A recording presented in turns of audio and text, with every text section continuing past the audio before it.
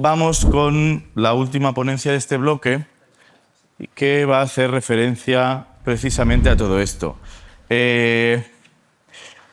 ¿Cómo conocimos a Joan? Fue una casualidad, tremenda casualidad, bendita casualidad, ¿vale?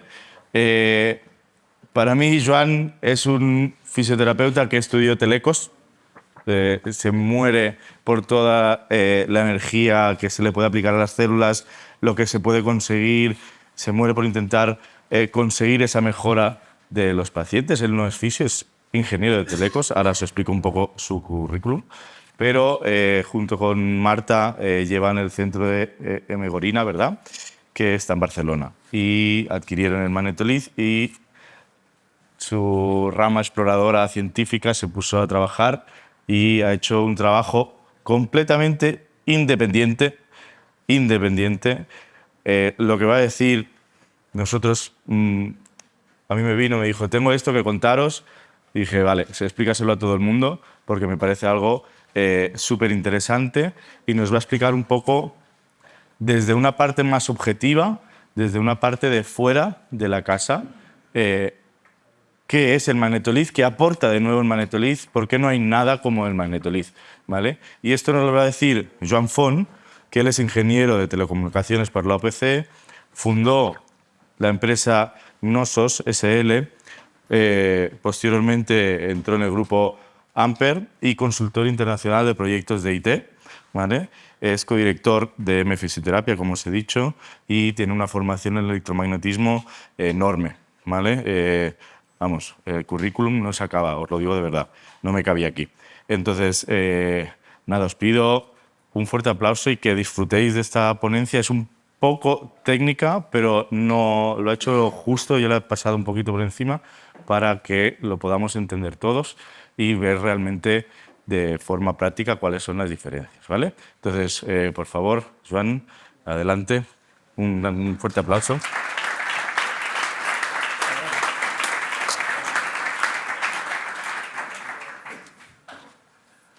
¿No? Gracias, Joan. ¿Además no está? Aquí. Vale. Gracias a todos por asistir a esta hora de la tarde a una ponencia sobre electromagnetismo. Realmente, no sé qué estáis haciendo aquí, tenéis que estar muy locos para ello. Roberto me embarcó en esto, me pidió hace un tiempo, me comentó de hecho que íbamos a hacer este congreso y me empezó a asistir al congreso, pero simplemente sentado en la silla escuchando a los que realmente saben de este tema. Y más tarde, al cabo de un par de semanas, cuando le había dicho que sí, me dice, no, pero es que tú tienes que hablar. Digo, madre mía, ¿en qué lío me he metido? Cuando vi el título de la ponencia que me presentó Roberto, digo, la física detrás del magnetolith. ¿Cómo les cuento yo?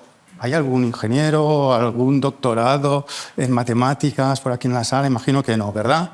Hombre, tenemos uno. Pues, ¿cómo cuento a los demás los principios de electromagnetismo que están detrás de magnetolith?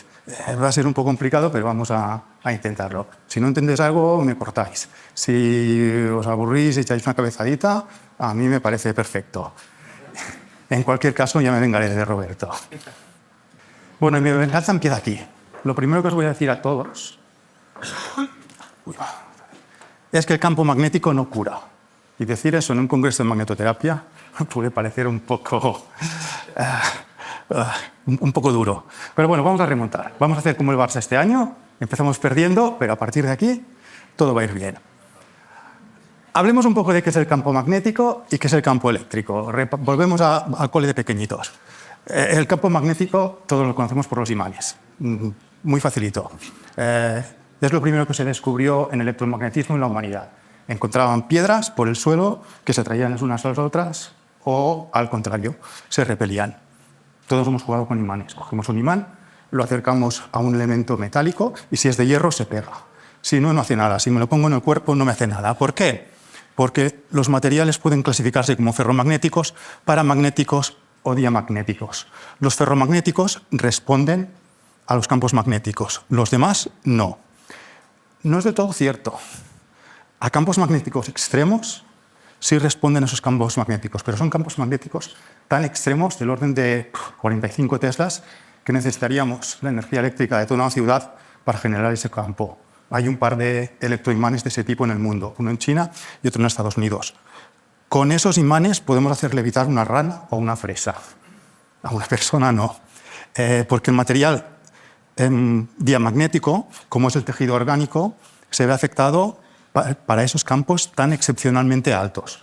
Nunca para los campos que estamos tratando a nivel terapéutico con magnetolith.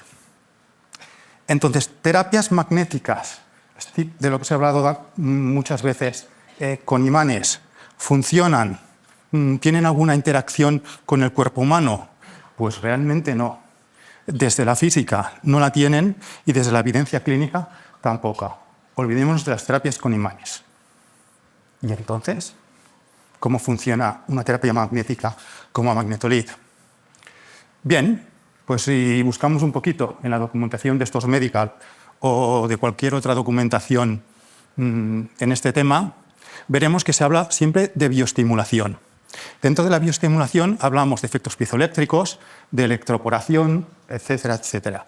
Son fenómenos que siempre tienen en cuenta que se produzca una apertura de los canales iónicos de la membrana de una forma o de otra. ¿Y eso responde a un campo magnético? Pues otra vez no. Son fenómenos que están vinculados con los campos eléctricos y con las corrientes eléctricas, no con el campo magnético. Eso es lo más importante que tenemos que entender hoy. El campo magnético es solo un vehículo para introducir dentro del cuerpo el campo eléctrico y las corrientes eléctricas que luego nos van a producir esta bioestimulación. Es solo un vehículo. Aquí tengo que hacer una salvedad.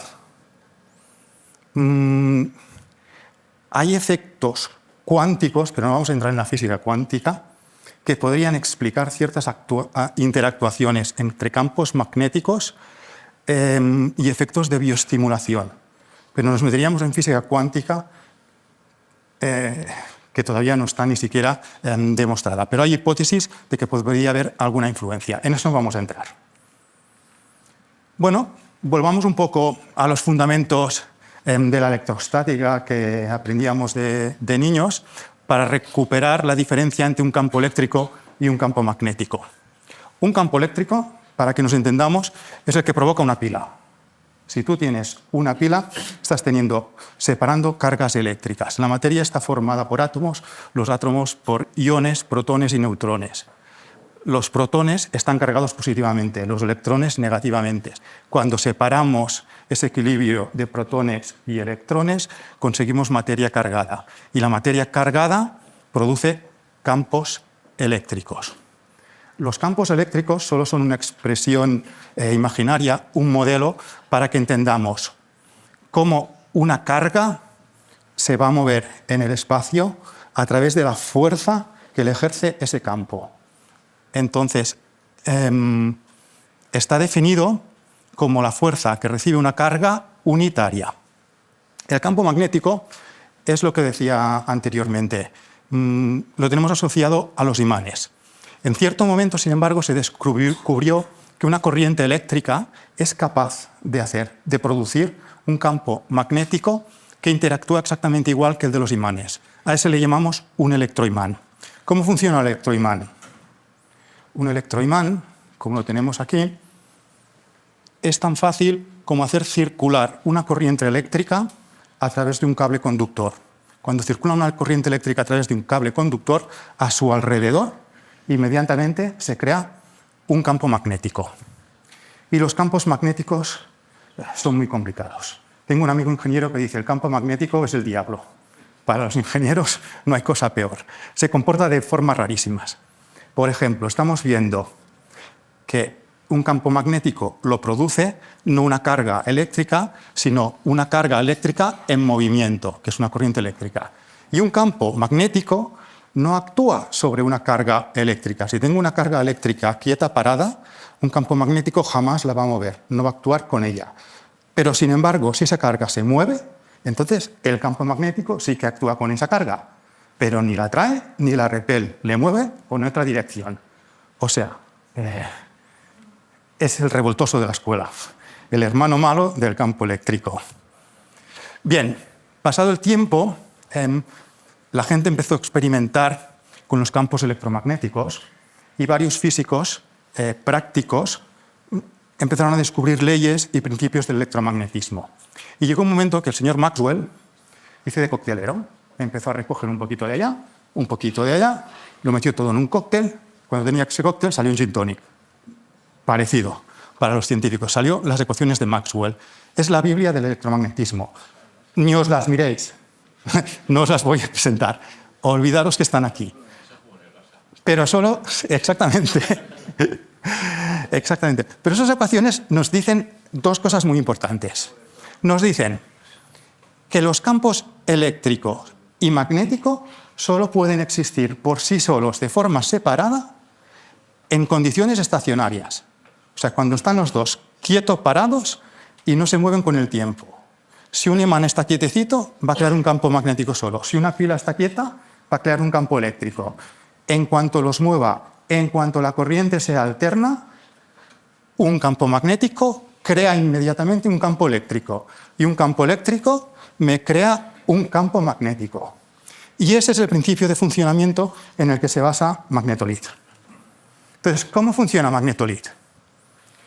En primer lugar, tenemos una corriente que circula alrededor de la espira. Ya hemos visto antes que una corriente alrededor de una espira crea un campo magnético.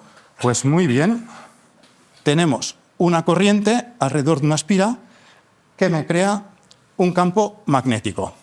Entonces, el campo magnético va a penetrar dentro del tejido. Eso es muy importante. Una vez esté dentro del tejido, como es un campo variable, y los campos variables eléctricos y magnéticos se entrecruzan entre ellos, me va a crear un campo eléctrico dentro del tejido. Y ese campo eléctrico a la vez va a crear corrientes. Son esas corrientes y el campo eléctrico las que realmente tienen efecto de bioestimulación. Y entonces, a ver, alguien que me lo pregunte, muy buena pregunta. Buenísima, seguro que lo estabais pensando todos. ¿Por qué cojones no aplicamos un campo eléctrico o una corriente directamente? ¿Por qué pasamos por crear una corriente, hacer un campo magnético, que el campo magnético me haga un campo eléctrico, etcétera, etcétera? ¿No sería más fácil irnos directamente a un campo eléctrico? Pues no, porque el campo eléctrico tiene muy poca capacidad de penetración en el cuerpo humano. Si atacamos el cuerpo humano con un campo eléctrico, solo cruzar vamos a perder por lo menos el 90% de ese campo. Sin embargo, los campos magnéticos tan revoltosos y que tanto nos joden a los ingenieros tienen una capacidad de penetrar como cuchillo en mantequilla. Entonces podemos introducir el campo magnético donde el campo eléctrico nunca podría llegar. Y cuando está dentro, como oscila, me crea el campo eléctrico donde nosotros queremos. Por eso utilizamos el campo magnético y no un campo eléctrico. Y respecto a las corrientes, ¿podríamos utilizar corriente directamente? Pues sí, claro, eso es mentira. Si puede decir una marca. Todos lo conocemos. Pero ¿qué pasa si aplicamos corrientes directamente? Pues que las corrientes son como un río. Corrientes, tú echas el agua y va a bajar por donde le parezca, por donde encuentra el camino más fácil. Con la corriente pasa lo mismo. Nos va a buscar el camino de más baja impedancia por dentro del cuerpo. Si nosotros queremos tratar la columna y ponemos una corriente justo detrás para que nos vaya a la columna, la corriente va a decir, uy, me gusta más pasar por el músculo que por el hueso, porque es más conductivo. Me va a hacer así y se va a ir. Y lo que yo quiero tratar, no lo puedo tratar. Con Magnetolith sí, porque este campo magnético va a estar donde nosotros queremos y el tratamiento se va a producir justo en esa zona. ¿Cuál es la figura de mérito, entonces, en el tratamiento de Magnetolith? ¿Qué es lo que importa? ¿Los Teslas? Pues no, porque estamos diciendo que lo que importa es el campo eléctrico. Entonces, no me sirve de nada que un equipo genere un montón de Teslas de campo magnético si me genera un campo eléctrico pequeñito. Y si nos vamos a las ecuaciones de Maxwell, nos dicen que el campo eléctrico está relacionado con la derivada del campo magnético. Para lo que no sepáis qué es una derivada, es muy fácil. Es cómo cambia con el tiempo. Cuanto más rápido cambie, más alta será esa derivada. De aquí se deduce, haciendo unas aproximaciones, que el campo eléctrico es proporcional a la frecuencia multiplicada por el campo magnético. Por lo tanto, tenemos que la frecuencia va a ser un factor de mérito enorme en la capacidad que tiene la magnetoterapia de producir efecto terapéutico. A eso le llamamos transducción efectiva. Y la podemos calcular muy fácilmente. 2pi frecuencia por el campo magnético. Si hacemos esa multiplicación, tenemos la frecuencia y el valor del campo magnético de cualquier equipo de magnetoterapia, inmediatamente vamos a tener los teslas por segundo, que ese sí va a ser el parámetro de mérito, porque está relacionado con el campo eléctrico. Y haciendo unos números muy sencillos, por ejemplo, para magnetolith, tenemos 80 militeslas producidos de campo magnético. Multiplicamos por una frecuencia media, que no es exacta, pero para hacer unos números me vale, de 150 kilohercios. ¿Cuánto me sale? 75.000 teslas por segundo. Ahora vamos a imaginar que en lugar de tener el pulso de magnetolith, tenemos un pulso mucho más lento, de una máquina que funciona a 3 kilohercios. Para la misma intensidad del campo magnético, bajamos la cantidad de tratamiento a 1.500 teslas por segundo. Es una barbaridad la diferencia, si os fijáis. Y estamos partiendo del mismo campo magnético, fijaos, 80 militeslas. Entonces, un equipo que funciona a 3 kilohercios para producir 47.000, por ejemplo, teslas por segundo, necesita un campo magnético de 2.500 teslas. Y eso es absolutamente una barbaridad. El electroimán más potente del mundo, capaz de producir 45 teslas, no está lejos de eso. Necesitaríamos una energía enorme para producir esas cantidades de campo magnético. Entonces, cuidado también, cuando utilicemos ese parámetro, ¿dónde medimos? ¿En qué punto estamos midiendo ese campo magnético? Porque el campo magnético, cuando nos acercamos muchísimo a la espira, milímetros, aumenta de forma exponencial. Entonces, cuando intentemos, a partir de los datos de un fabricante, tener una idea de cuál va a ser la transducción efectiva, tengamos en cuenta que el valor del campo magnético tiene que ser medido a una distancia terapéutica que nosotros podamos aprovechar. Si tenemos un aplicador que mide 4 centímetros, por ejemplo, de grosor, lo máximo que podemos acercar ese aplicador al cuerpo son 4 centímetros, que no me den el valor del campo en el centro de la bobina. Eso no me vale. Lo que vale es el nivel que realmente podemos aplicar. Tenedlo en cuenta. Profundidad de penetración. Ese es un parámetro del que se habla muchas veces. He escuchado infinidad de veces, magnetolith es buenísima y penetra a 18 centímetros gracias a la frecuencia. No.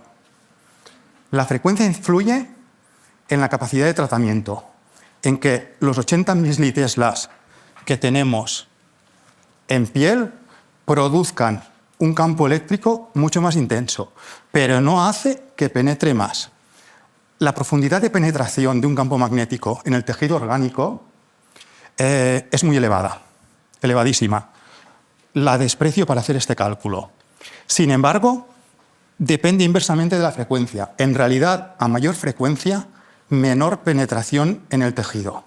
Sin embargo, como el tejido humano es muy permeable al campo magnético, podemos despreciar la penetración en el tejido de la ecuación. Y entonces nos queda que simplemente la intensidad viene condicionada por cómo se forma el campo cercano alrededor de la bobina. Y eso depende solamente de la forma de la propia bobina y, lógicamente, de la intensidad de campo que se esté produciendo a través de la corriente que le llega. Para magnetolith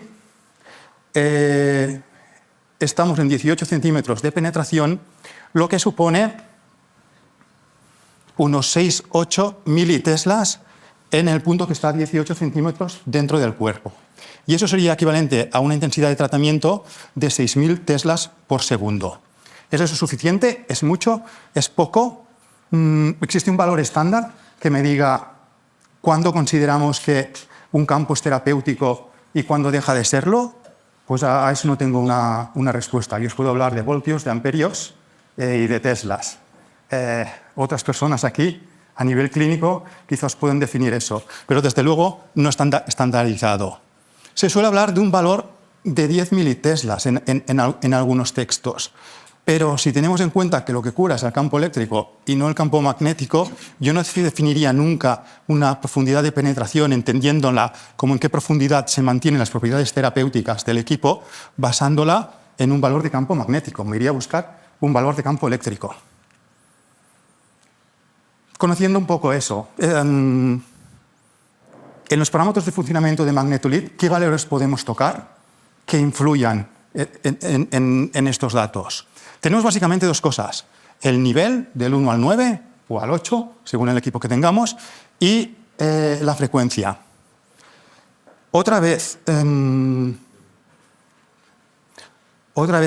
no caigamos en errores. He escuchado muchas veces comentar que la frecuencia a la que ponemos el equipo me puede cambiar la profundidad de penetración en el tejido, me puede cambiar las propiedades si buscamos y vamos a un tejido diana o a otro. En absoluto, porque no cambia la forma de onda. Esta forma de onda y esta frecuencia está modulada a 150 kHz. Cambiando los pulsos, eso no lo cambio. Cuando cambio los pulsos, lo único que hago es que en lugar de tener 4 o 5 o los que sean un segundo, tenga 1 o 2, pero siguen teniendo la misma forma y por tanto las mismas propiedades de frecuencia. No conseguimos mejorar ni empeorar la penetración, solo cambiamos la potencia entregada. ¿Qué es lo que nos cambia la profundidad de penetración? La potencia. Si yo le cambio el nivel al equipo, vamos a llegar más profundo o menos. ¿Por qué? Es muy fácil e intuitivo. Ahí he puesto efecto globo. Imaginaos que tenemos un globo centrado en el aplicador del equipo y le damos más o menos potencia. El globo se va a hinchar o se va a deshinchar. Tened eso en la cabeza, es muy fácil de entenderlo. Si le doy más potencia, hincho el globo y llego más lejos. Si le quito potencia, se deshincha y llego hasta donde tengo ese globo.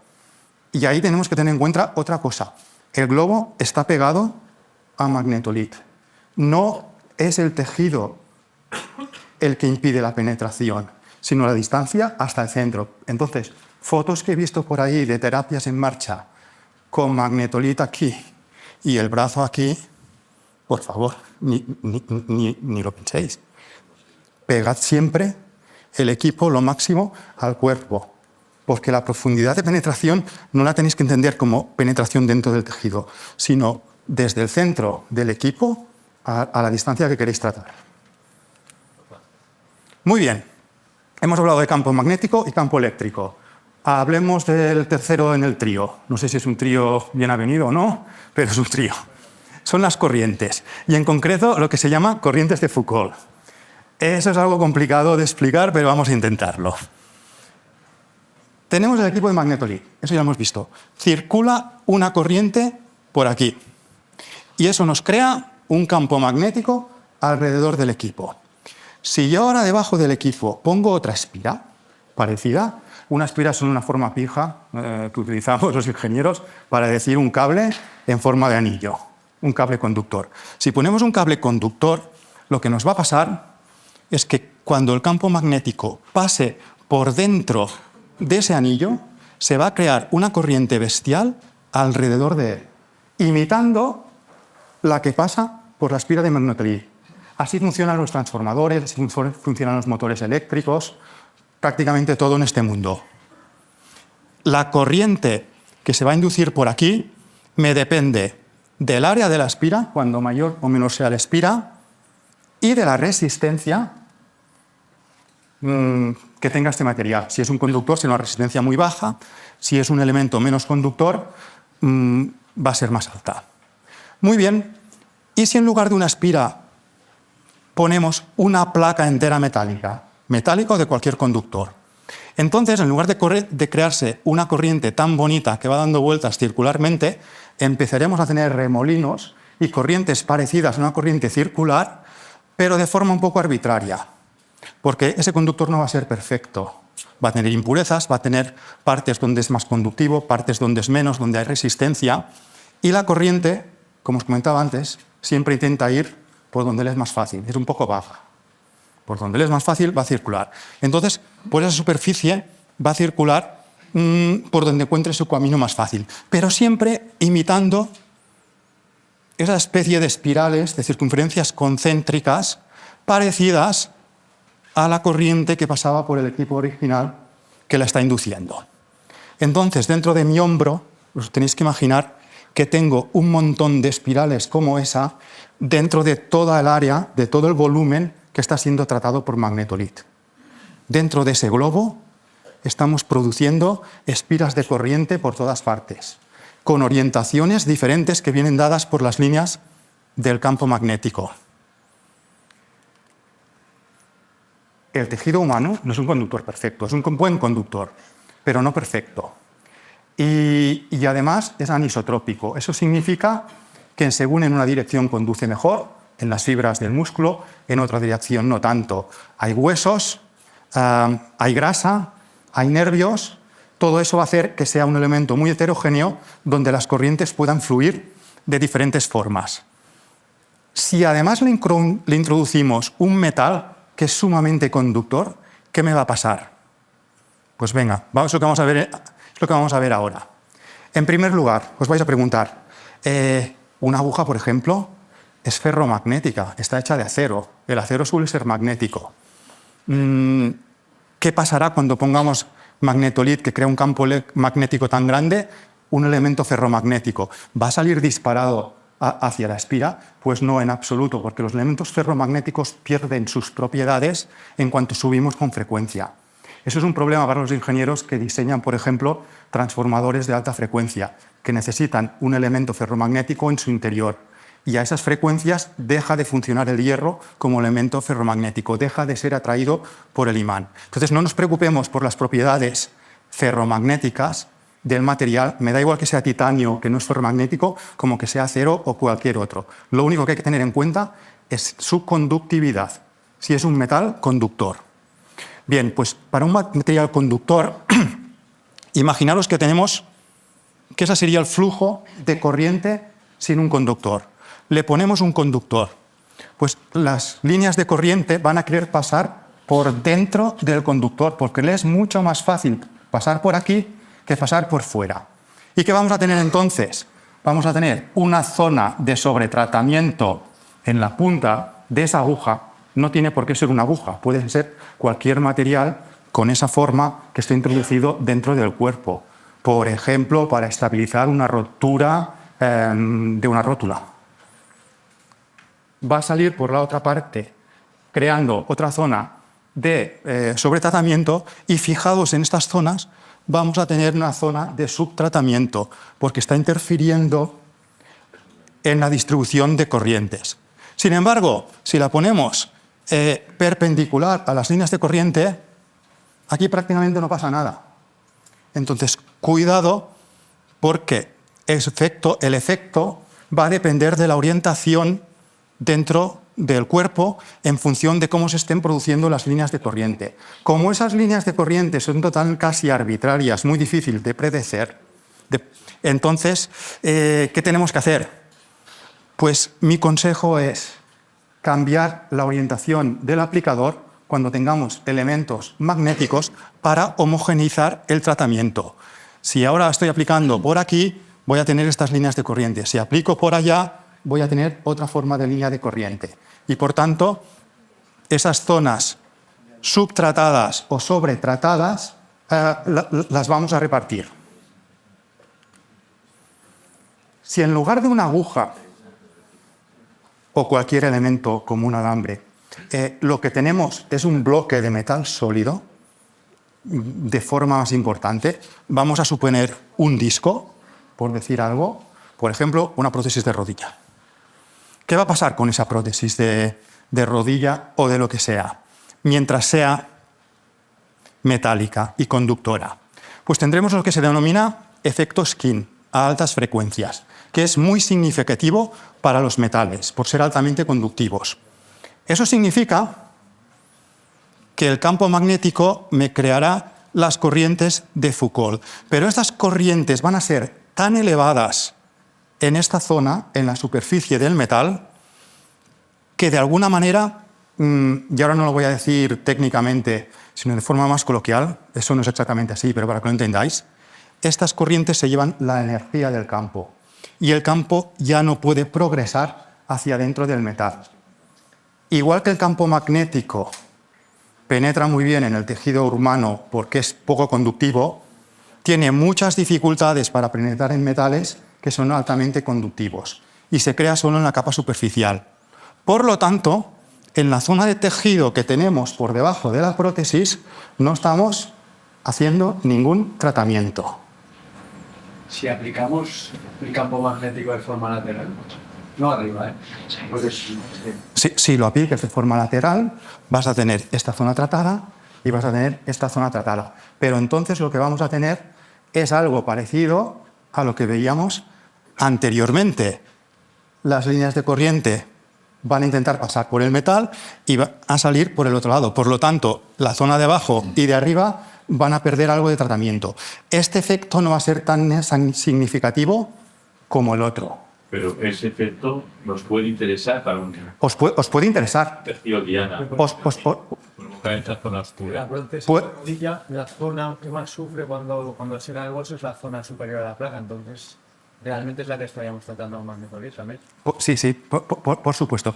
De esos temas después, si queréis, podemos hablarlo de forma más detallada, porque os repito, es muy complicado entender en qué orientación se van a producir esas corrientes, en qué orientación vamos a tener el campo eléctrico, en qué orientación va a estar el campo magnético. Por lo tanto, esa predicción es un poco compleja. A priori, para todos aquellos que no tengáis una alta capacidad técnica y sepáis bastante del tema, mi recomendación es lo mismo que decíamos anteriormente. Mover y mover. Si no podemos hacerlo en una sesión, lo hacemos en varias sesiones. Y intentamos distribuir entonces la eficacia del tratamiento en diferentes partes. Sabemos que estamos sobretratando una zona y subtratando otra, al día siguiente lo hacemos al revés. ¿De acuerdo?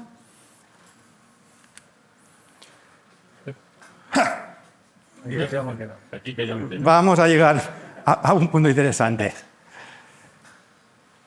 Hemos hablado de cómo metales en forma de aguja, cómo metales de forma sólida afectan al tratamiento. Nos queda un tercer punto, que es cómo le afectan las espiras. Hemos hablado anteriormente, si lo recordáis, que una espira precisamente es lo que mejor recoge la energía que está emitiendo magnetolit. Entonces, si ponemos espiras debajo de ese tratamiento, vamos a inducir corrientes muy altas a través de esas espiras. Afortunadamente, dentro del cuerpo no suelen ponerse ninguna prótesis que yo conozca que forme una espira cerrada. Si en algún caso lo encontráis, mucho cuidado. Casi mejor no tratéis esa zona. Pero lo que sí que podemos tener es en tratamientos con equipos externos que se creen espiras externas al cuerpo a través de los cables de esos equipos. En ese caso, esas espiras van a recoger muchísima energía de magnetolit, van a hacer circular corrientes en esas espiras y vamos a cambiar todas las propiedades del tratamiento y podemos tener diferentes efectos positivos, a lo mejor buscados en el cuerpo, o también negativos, tanto para el cuerpo como para el equipo que lo está produciendo. Y vamos a ver un par de ejemplos. Vamos a suponer que estamos trabajando con EPI. ¿De acuerdo? Estamos haciendo microEPI. Y tenemos, aquí se verá mejor, quizá, estamos clavando dos agujas a poca distancia que me vienen por el pulpo de microEPI y llegan al equipo. Y estamos poniendo un electrodo cerca, un electrodo pegado, que va a la otra terminal del equipo. ¿Quién es capaz de ver una espira aquí? Pues no será muy difícil. Aquí tenemos una. Desde la primera aguja vamos por el pulpo de microEPI, pasamos por este cable, entramos dentro del equipo de EPI, da la vuelta por dentro del equipo, me sale por el equipo, vuelve por aquí hasta el parche y de aquí a aquí circula por dentro del tejido humano. Para una espira como esta, que es muy grande, magnetolit va a inducir unos picos de corriente y de tensión muy elevados, elevadísimos. ¿Qué va a pasar con esos picos de tensión y de corriente? Como la resistencia de salida del equipo de EPI es mucho mayor que la resistencia del tejido muscular, va a ser el equipo de EPI que cargue con el pico de tensión.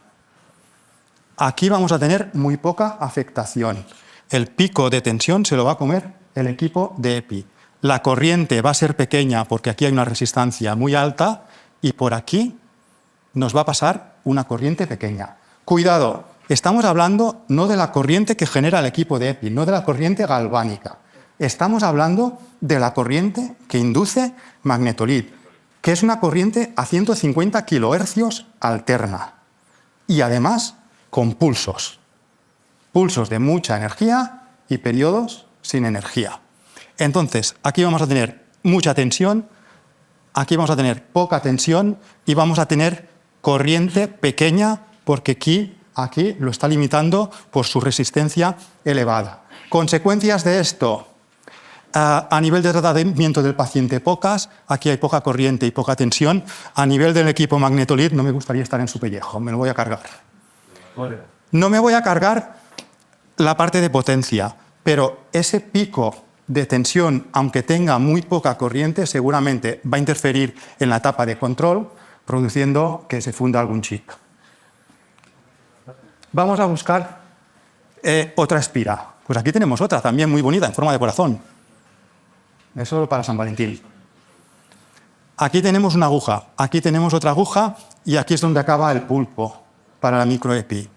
Salimos de una aguja, pasamos por el pulpo. En lugar de irnos hacia aquí, como esto está conectado, nos volvemos por aquí. Llegamos a la siguiente aguja y de la aguja pasamos por el tejido a la principal. Aquí ya no tenemos la resistencia del equipo que limite.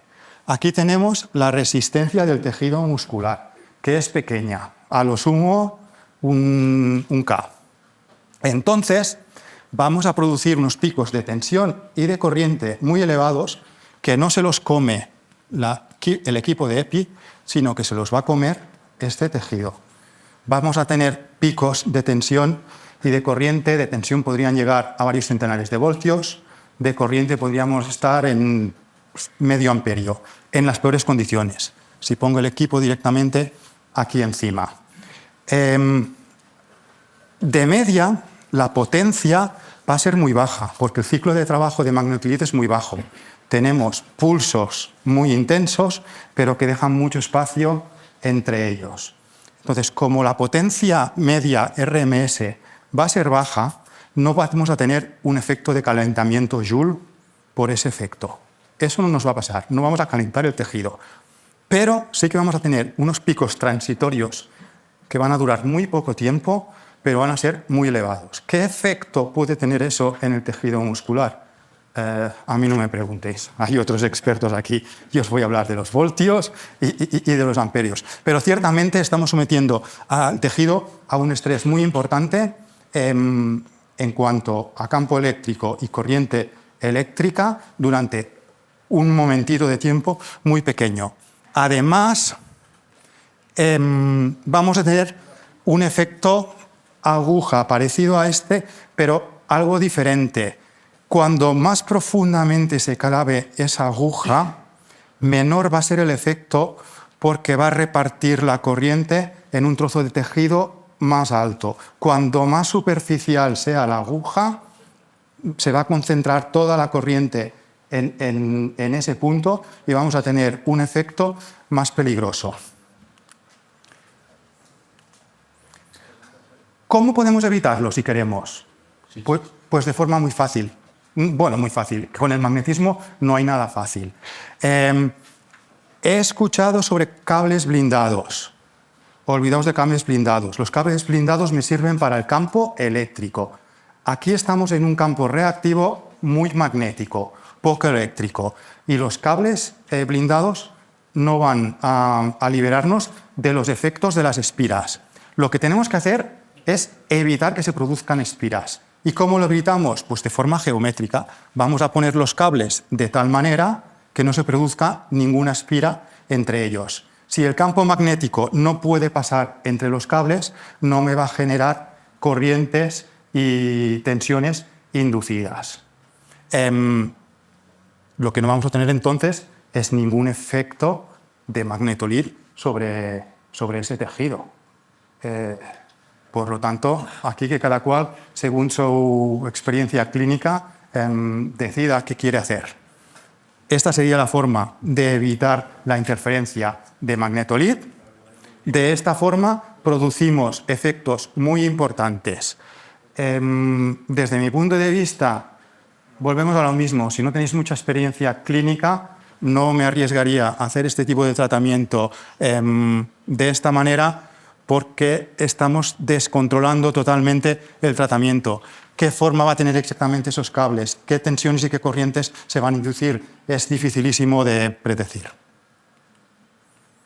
Y perdona, Sí, la diapositiva anterior. por supuesto. ¿Está? ¿Cómo colocas el ánodo aquí? ¿O es independiente con las No. Lo coloco todo. Tenemos que... mismo cable? Los cables, cogemos los cables, a poder ser, lo ideal es trenzarlos. Apoyarlos. Sí, si trenzamos los cables entre ellos, estamos limitando las espiras que se forman. Incluso el cable del ánodo. Efectivamente. Nosotros lo que hacemos es cuando terminamos, quitamos el cable de microelectric y dejamos únicamente 2, 4, 6 o 8 agujas y aplicamos el magnetolid. Vale, entonces lo que vamos a tener, Sería el anterior. es esto. No, pero son agujas Pero si hay campo eléctrico de la interconectadas entre ellas con un cable ese. O sea, sería la imagen anterior que has pedido. Sería la espiral pequeñita. La espiral... claro. Perdón. Imagina, si quitas de la ecuación la X, Sí. Aquí. Es que tienes exactamente eso. pero en vez de con una aguja solo, con 8. Serían 8 rayitas azules. Bueno, efectivamente. Y además en diferentes direcciones. Porque En diferentes direcciones. Y además, un cable en cada aguja, o solo ponéis un cable... Un cable en cada aguja. Entonces, estáis repitiendo esta espira en paralelo para diferentes cables.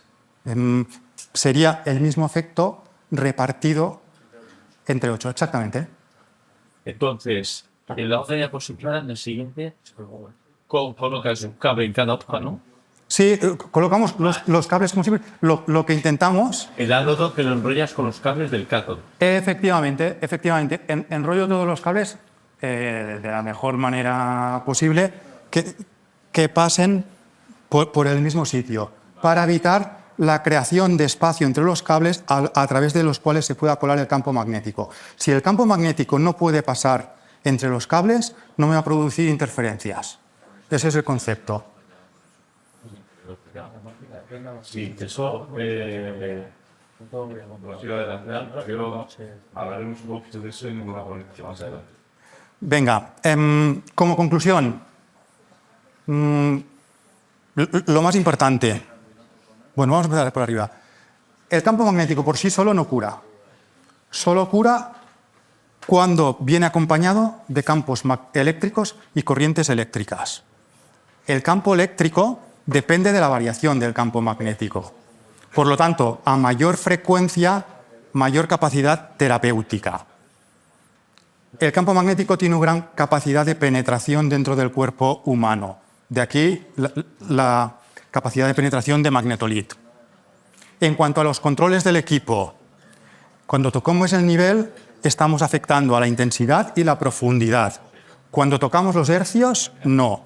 Cuando tocamos los hercios, solo estamos haciendo que la potencia se entregue más lentamente o de forma más rápida. En cuanto a la presencia de metales, cuidado. Vamos a tener afectaciones de diferente tipo, muy difícil de predecir. Os aconsejo tratamiento, en primer lugar, conservador, empujar despacio. Vemos que si hay alguna anomalía en el paciente, si se le calienta la zona, que lo dudo, por los cálculos estimativos que he hecho, no creo que se pueda producir un calentamiento excesivo por efecto Joule, pero en cualquier caso seamos conservadores con eso y además abordemos desde diferentes ángulos. Simultanear el tratamiento con EPI va a inducir interferencias tanto para el paciente como para el equipo de EPI. Aquí ya cada uno que valore lo que quiere más. Y a modo de resumen final, quizá lo más importante de todo es que el factor diferencial de magnetolit, lo que le confiere su capacidad importante como tratamiento regenerativo, no es tanto la potencia del campo magnético, sino la frecuencia de oscilación, que es muy elevada. ¿De acuerdo? Después de esta explicación,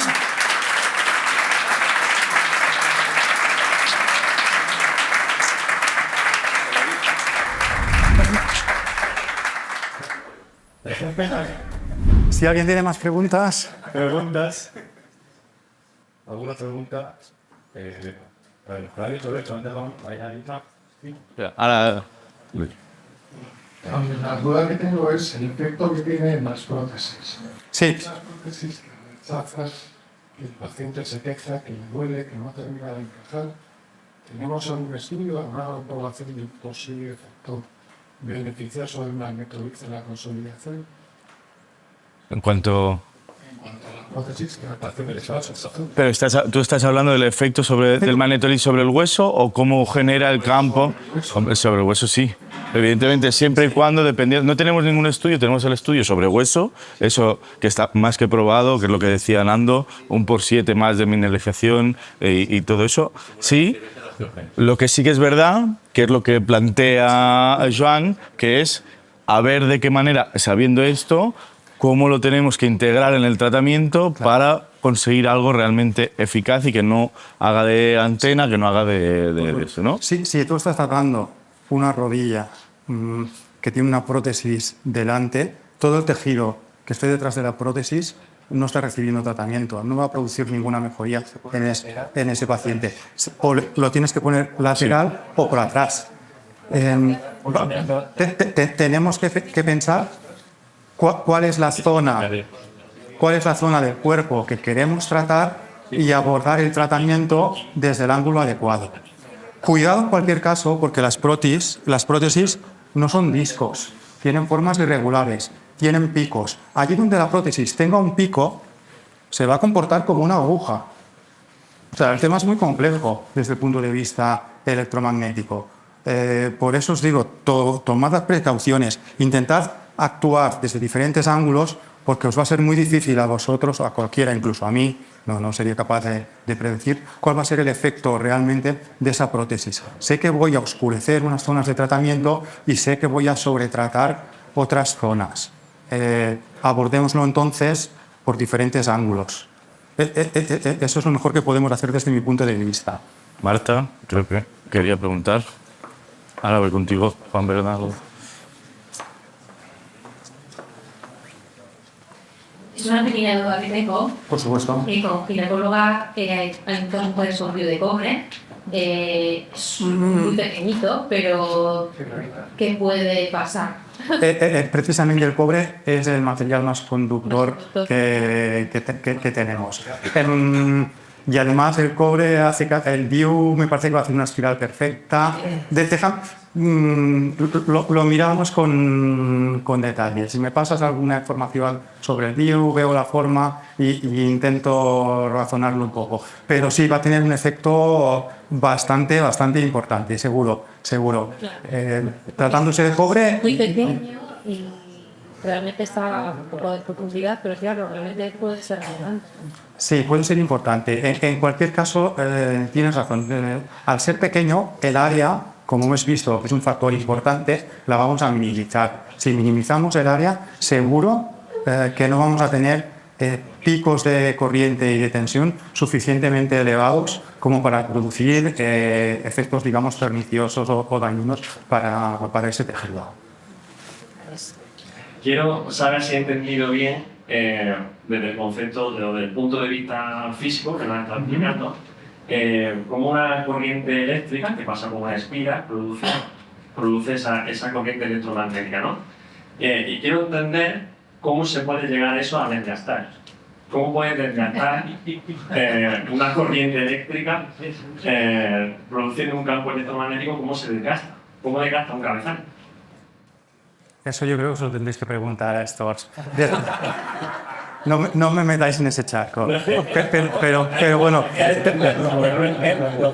déjame a ver si me gano una cena con Roberto.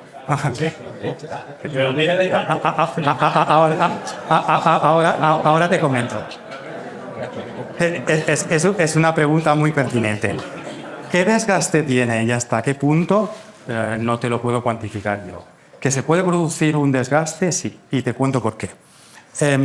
Para producir los campos magnéticos de la intensidad que necesitamos en este equipo, la corriente que va a pasar por la espira y la tensión que vamos a tener en esta espira es de unos valores descomunales. No os lo podéis imaginar. Yo he hecho unos cálculos aproximados, no he pedido ninguna información, toda esta ponencia está basada en desarrollos propios sin pedir ni un solo ápice de información a Store para poderla hacer de forma independiente.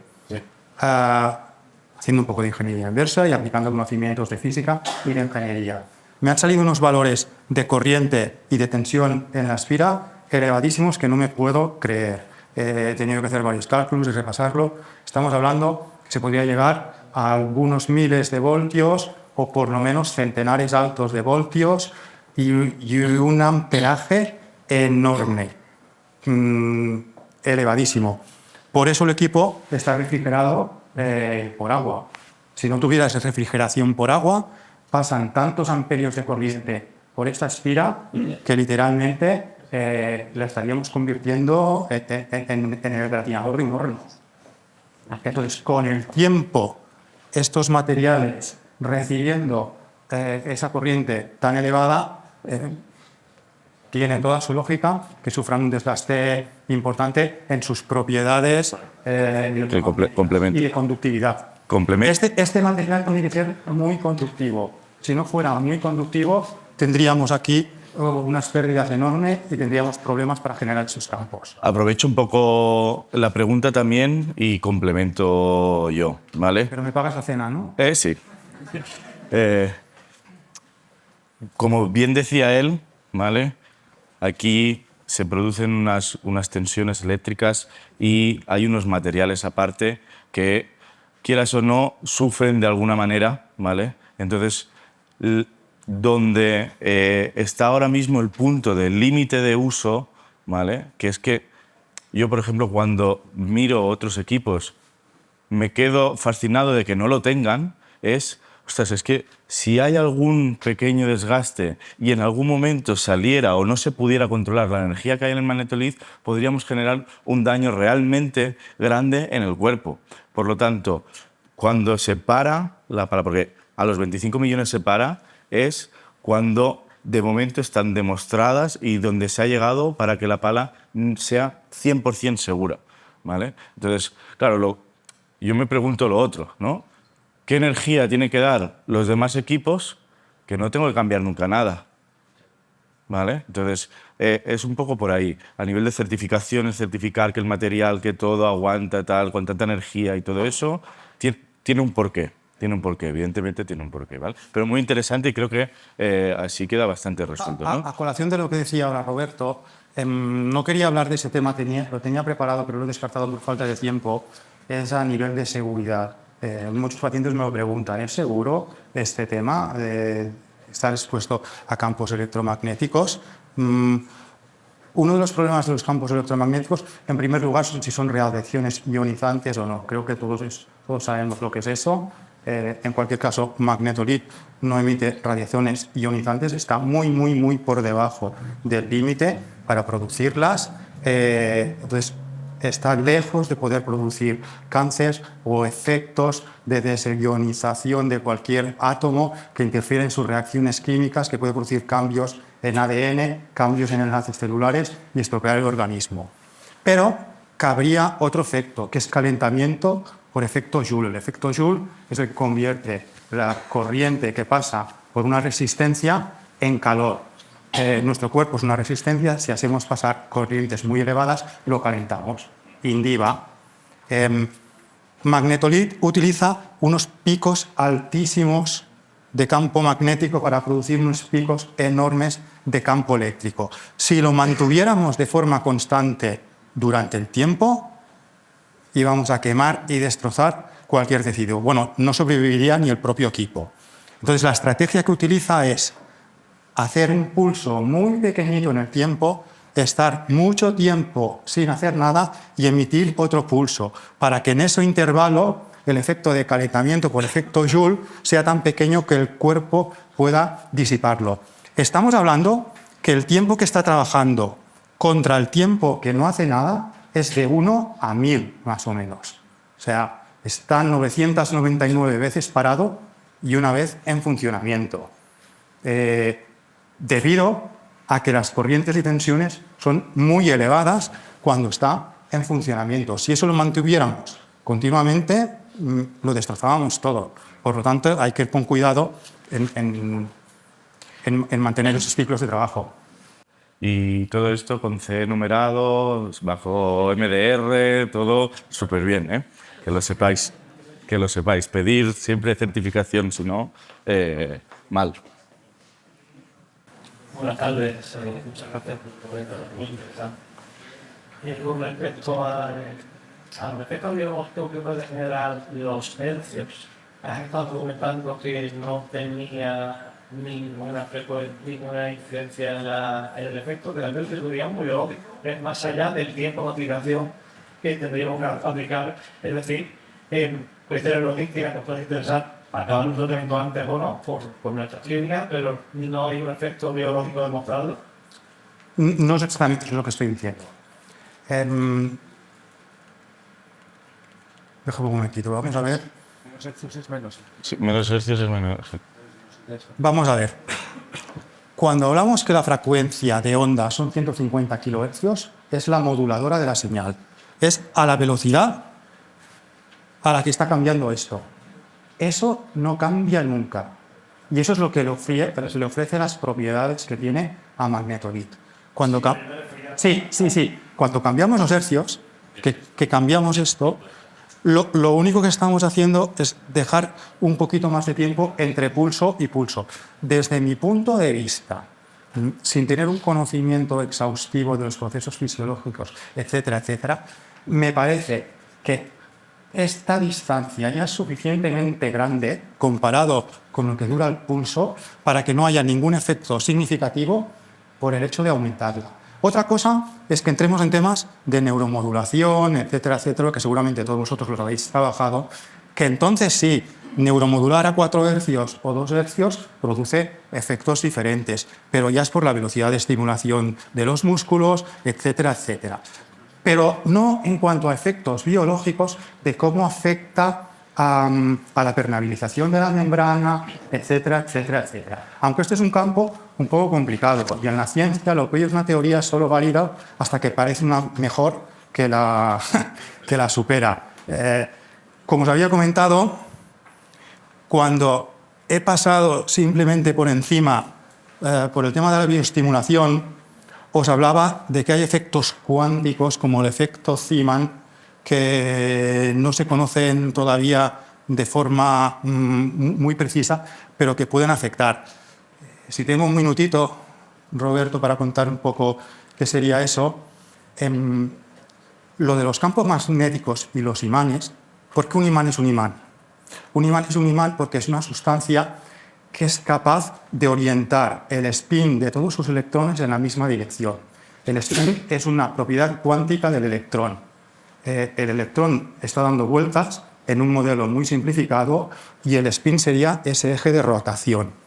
Algunos materiales, muy pocos, tienen la capacidad de, cuando son sometidos a un campo magnético, coger todos esos spins y alinearlos en la dirección del campo, porque asociado a ese spin hay un pequeñísimo campo magnético. Entonces, si todos esos spins se ponen en la misma dirección del campo magnético, sumados todos los electrones de todos los átomos, me crean otro campo magnético. Eso es lo que está detrás de los imanes. Pues el efecto Zeeman nos dice que ante campos magnéticos extremos podemos inducir alguna variación en la orientación del spin de los electrones. Eso crea modos de excitación en los electrones que lo que están cambiando son las propiedades químicas de ese átomo. Si estoy cambiando de alguna forma sus propiedades químicas, porque hago que sus electrones funcionen de forma un poco diferentes y son los electrones los que hacen que se enlacen las sustancias químicas, entonces estoy cambiando la afinidad química de esa sustancia. Pero estamos haciéndolo a nivel de física cuántica. Eso es meterse en camisas de 11 varas, en las que no voy a entrar. Pero explicaría que por efecto cuántico, entonces sería el campo magnético directamente el que podría incidir en efectos terapéuticos en las terapias magnéticas. Digamos, un subcampo magnético dentro del... Efectivamente, cada electrón es un campo magnético pequeñísimo. Es un campo magnético pequeñísimo. Y sometidos al efecto de un campo magnético mayor, podrían pasar ciertas cosas, pero ya te digo, nos vamos a física cuántica, que no están del todo explicadas. Pero mi pregunta sería si esa frecuencia que podemos cambiar hasta los 8 Hz en el aparato podría modificar, por ejemplo, el efecto de electroporación en la membrana citoplasmática. No. Desde lo que yo conozco, no. Por lo tanto, el efecto va a ser el mismo, más allá de que tardamos más o menos en conseguir los resultados. Yo creo que ahí puedo entrar. Otra cosa, yo creo que ahí es que no creo que te la pueda responder Joan, en el sentido de que a lo mejor esa célula no necesite tanta energía en tantos segundos. Que eso es lo que se tiene que estudiar, ¿vale? Quiero decir, porque entiendo que dices esto porque habrás visto alguna experiencia clínica o alguna cosa. Porque sí que ha habido gente que me lo ha dicho. La cosa es, eso hay que estudiarlo porque eso ya es ver qué respuesta tiene, desde dónde parte esa célula, en qué punto está esa célula, qué capacidad tiene de asimilar la energía y cómo se la doy. Entonces, entiendo que ahí puede llegar lo que cero estudiado de momento. Entiendo perfectamente lo que... Como ya lo he comentado con varios compañeros y todos intentamos... Sí, digo, porque es que he recibido yo eso. Sí.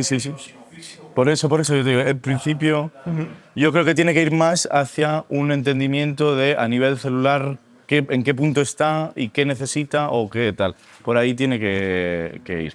Por lo tanto, el nivel de energía sí va a actuar en ese sentido. Sí. Bueno, claro, le estás dando más energía.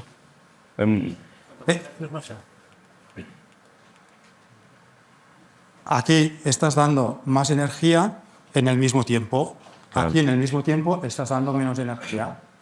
Es así de fácil. Entonces estás haciendo un tratamiento de mayor potencia y aquí estás haciendo un tratamiento de menor potencia. Si tú quieres bajar la potencia, por ejemplo, por evitar un posible calentamiento o un malestar en un paciente que tenga una prótesis y esté sufriendo, pensando que no vamos a inducir ahí nada que sea malo, puedes hacerlo de dos maneras. O bajas el nivel o bajas la frecuencia en hercios. En ambos casos, en un caso estamos bajando la potencia porque bajamos la intensidad, en el otro caso estamos bajando la potencia porque emitimos menos pulsos. Entonces podemos jugar en lo uno o en lo otro, pero teniendo en cuenta que si bajamos el nivel, se produce el efecto globo y por tanto no estamos tratando a tanta profundidad. Si queremos tratar a profundidad pero con menos potencia, ¿cómo lo vamos a hacer?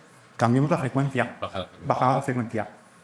Si no te importa que el tratamiento llegue a mucha profundidad, porque es un tratamiento superficial, baja el nivel, mantén la frecuencia y concentras el tratamiento en menos tiempo.